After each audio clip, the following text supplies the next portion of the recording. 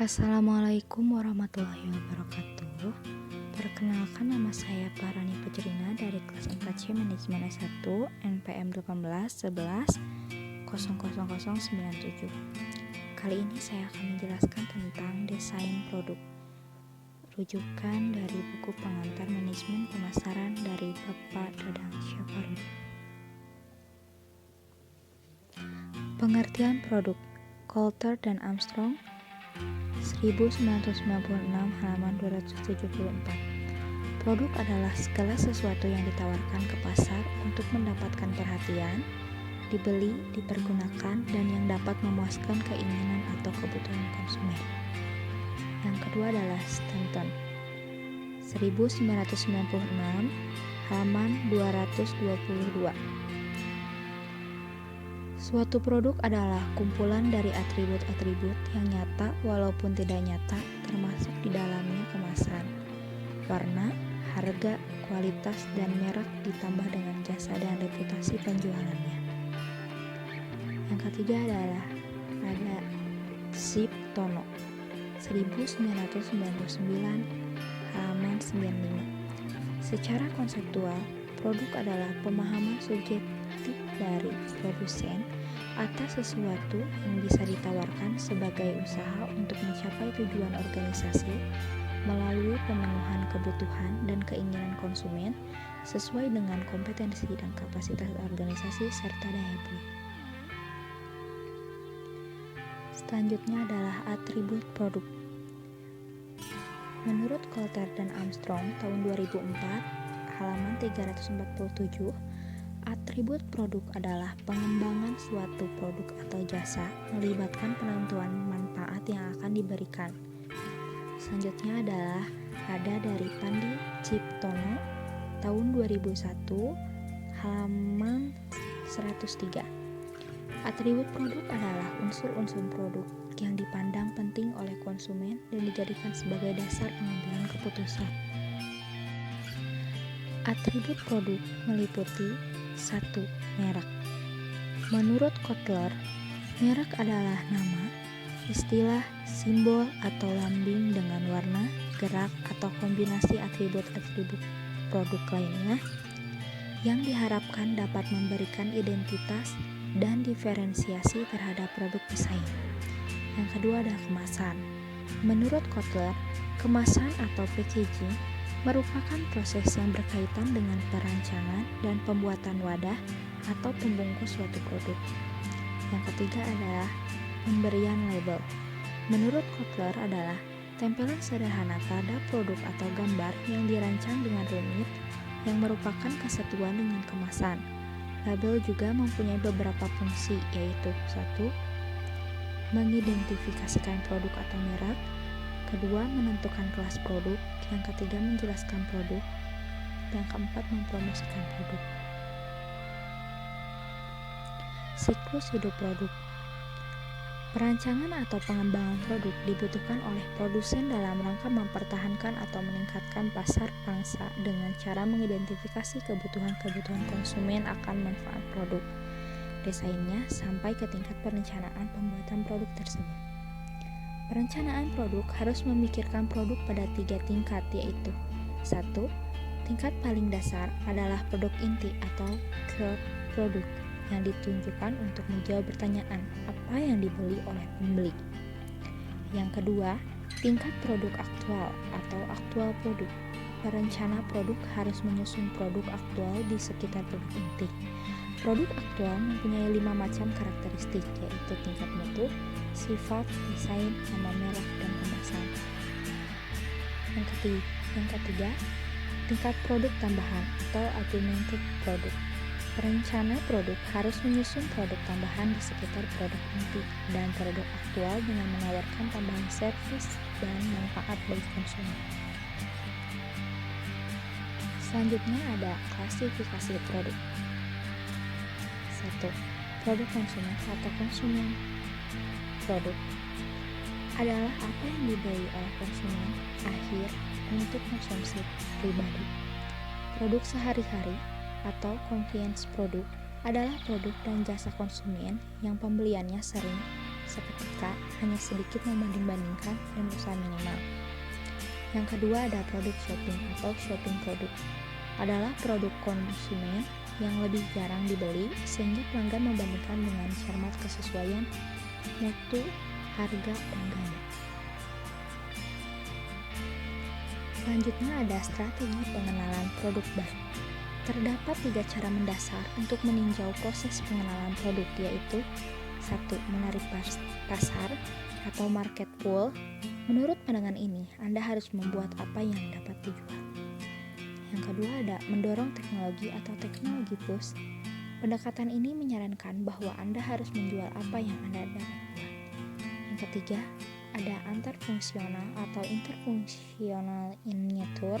Dalam pandangan ini, produk baru adalah bersifat antarfungsional dan membutuhkan di antara pemasaran. Langkah-langkah pengembangan produk baru. 1. Pengembangan ide, yang mana dapat dikembangkan dari pasar atau dari teknologi. Yang kedua, desain produk, dan dalam tahapan ini memperhatikan fisik produk baru. Yang ketiga, desain produk cross fungsional. Yang keempat, menentukan karakteristik yang bertujuan untuk mengetahui selera konsumen terhadap produk. Dalam melakukan matriks House of Quality, harus melakukan prosedur sebagai berikut. 1. Mengidentifikasikan keinginan konsumen ke dalam atribut-atribut produk. Pada tahap ini, akan diuji sampai sejauh mana tingkat kepuasan konsumen terhadap suatu produk. Yang kedua, menentukan tingkat kepentingan relatif dari atribut-atribut. Penentuan peringkat atribut ini dapat dilakukan dengan memberikan bobot persentase pada masing-masing atribut dengan menggunakan skala prioritas. Yang ketiga, mengevaluasi atribut-atribut dari produk pesaing. Performansi dari pesaing dianalisis, keterangan mengenai atribut yang diprioritaskan pesaing dikaji. Keempat, membuat matriks perlawanan antara atribut produk dengan karakteristik. Atribut-atribut yang telah diterjemahkan ke dalam karakteristik di atas dimasukkan ke dalam suatu matriks di mana atribut diletakkan vertikal pada sebelah kiri, sedangkan karakteristik teknis diletakkan horizontal pada tepi atas. Yang kelima, mengidentifikasi hubungan antar karakteristik teknis dan atribut produk. Hubungan yang terjadi biasanya menggunakan skor, di mana skor yang tertinggi menggambarkan tingkat kemudahan yang tinggi bagi tim perancang untuk mengidentifikasi karakteristik teknis yang paling berpengaruh pada kepuasan konsumen, dan sebaliknya. Yang keenam, mengidentifikasi interaksi yang relevan di antara karakteristik teknis. Selanjutnya, dalam House of Quality, besaran diletakkan pada bagian grup. Bekerja dengan matriks grup seperti ini dapat memudahkan dalam memeriksa interaksi yang terjadi pada setiap pasangan karakteristik teknis. 1. Menentukan gambaran target yang ingin dicapai untuk karakteristik teknis. Pada tahap ini, tim perancang menentukan target yang ingin dicapai untuk pengukuran parameter karakteristik teknis dalam memuaskan keinginan konsumen dan meningkatkan produknya melebihi produk pesaing. Yang kedua, menentukan alternatif, yaitu suatu proses perancangan yang berguna untuk membangkitkan ide-ide pemikiran serta menciptakan alternatif-alternatif yang dapat mencapai solusi terhadap permasalahan perancangan. Metode yang dipakai adalah morphological card. Morphological card adalah suatu daftar atau ringkasan dari analisis perubahan bentuk secara sistematis untuk mengetahui bagaimana bentuk suatu produk dibuat. Morphological chart berisi elemen-elemen, komponen-komponen atau sub-sub solusi yang lengkap dan dapat dikombinasikan. Langkah-langkahnya yaitu 1. Mendaftar atau membuat daftar yang penting bagi sebuah produk. Yang kedua, daftar setiap fungsi yang dapat dicapai yang menentukan komponen apa saja untuk mencapai fungsi. Yang ketiga, menggambar dan membuat sebuah card untuk mencantumkan semua kemungkinan-kemungkinan hubungan solusi. Yang keempat, identifikasikan kelayakan gabungan atau kombinasi sub-sub solusi. Selanjutnya, Evaluasi alternatif merupakan suatu proses penentuan alternatif terbaik dari berbagai macam alternatif yang muncul, sehingga diperoleh suatu rancangan yang baik dan dapat memenuhi keinginan konsumen. Langkah-langkah yang akan dilakukan adalah 1. Membuat sebuah daftar tujuan.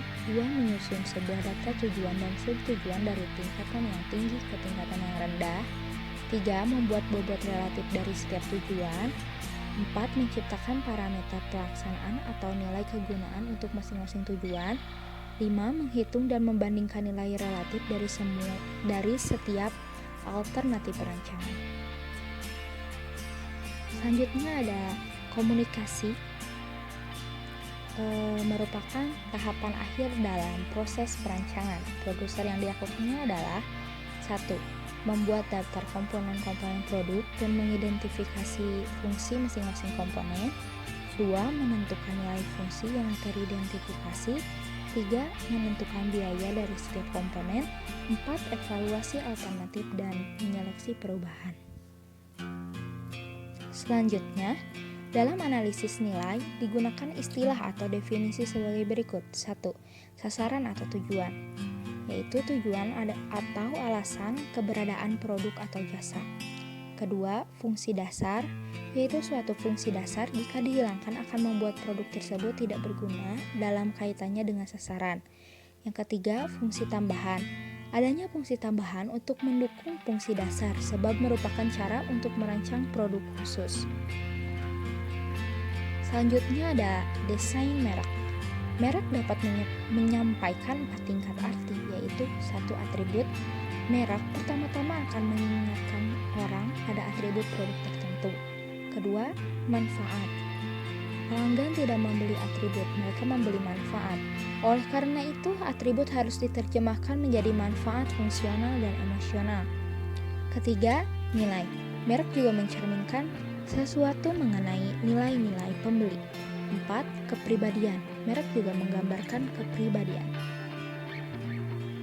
Keputusan penetapan merek didasarkan pada 1. Menggunakan merek atau tidak. 2. Seleksi nama merek. 3. Sponsor merek. 4. Strategi merek. 5. Memposisikan ulang merek. Selanjutnya ada kemasan dan pengemasan. Mengemas termaksud aktivitas merancang dan membuat wadah atau pembungkus untuk suatu produk. Kemasan biasa mencakup wadah utama dari produk. Kemasan sekunder yang dibuat ketika produk akan digunakan, dan kemasan pengiriman yang perlu untuk menyimpan, mengenali, dan mengirim produk. Terdapat 3 alasan mengapa kemasan diperlukan, yaitu 1. Kemasan memenuhi sasaran. 2.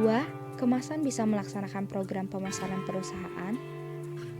Ketiga, manajemen bisa mengemas produknya sedemikian rupa untuk meningkatkan pemeroleh laba.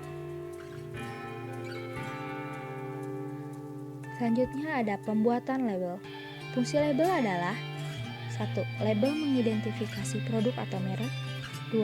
Label dapat menguraikan beberapa hal mengenai produk, siapa yang membuat, di mana dibuat, kapan dibuat, apa isinya, bagaimana sebaiknya digunakan, dan bagaimana menggunakannya dengan aman. Ketiga, label dapat mempromosikan produk dengan gambar menarik. Dan keempat, label mungkin juga mengklasifikasikan produk. Selanjutnya ada pelayanan. Perusahaan apapun harus menyusun dan mengembangkan jasa pelayanan pada pelanggan yang memang diingini oleh para pelanggannya. Jasa pelayanan ini juga harus efektif dalam memenangkan persaingan. Maka, di sini beberapa keputusan harus diambil, seperti keputusan tentang jenis pelayanan pokok yang akan ditawarkan, seberapa lengkap setiap pelayanan akan disajikan, serta bentuk dari masing-masing pelayanan tersebut. Kunci keberhasilan dalam persaingan sering terletak pada penambahan pelayanan yang menambah nilai dan meningkatkan kualitasnya. Pembeda pelayanan utama adalah kemudahan pemesanan, pengiriman, pemasangan, pelatihan pelanggan, keluhan dan penyesuaian, masalah kredit, pemeliharaan, bantuan teknis, dan informasi bagi konsumen. Hal ini juga didukung oleh survei dari US News and World Report. bahwa pelanggan pindah dari satu perusahaan ke perusahaan lain.